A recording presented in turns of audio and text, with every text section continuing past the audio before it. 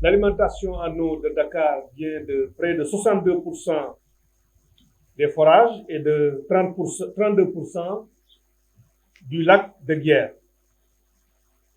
Donc, le projet que nous lançons aujourd'hui ici, qui fait partie du projet plus global de l'usine de dessalement, est un choix technologique inédit et une solution du futur.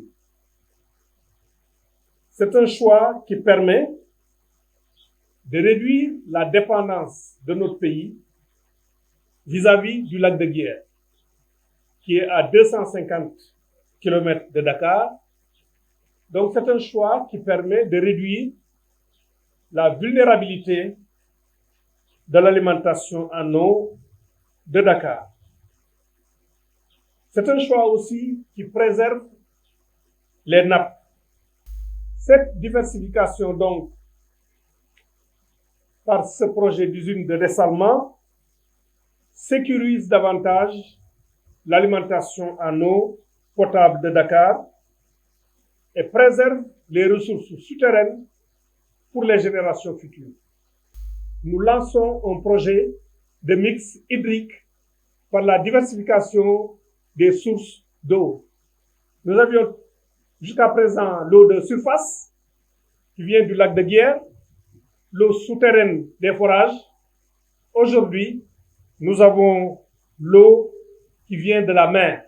En lançant aujourd'hui les travaux de la composante numéro 2 de ce projet d'usine, nous traduisons et nous mettons en œuvre cette volonté du chef de l'État, le président Macky Sall, de diversifier les sources d'eau potable et de sécuriser l'alimentation en eau de Dakar. Et c'est un projet qui a respecté toutes les étapes d'études.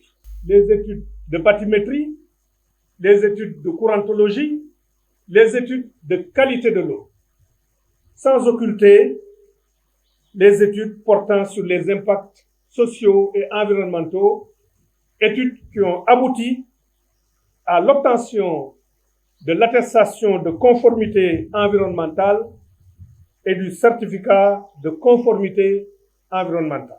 Ces travaux ont pu être menés grâce à la coopération qu'il y a entre notre pays et le Japon, qui est un partenaire de premier plan du Sénégal.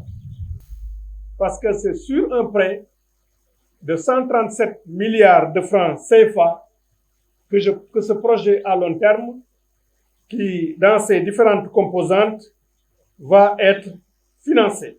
C'est une composante du projet de construction de l'usine de dessalement de l'eau de mer d'un coût de 137 milliards de francs CFA, financé par un prêt concessionnel du gouvernement du Japon à la suite d'un accord de prêt signé en 2016 à Dakar.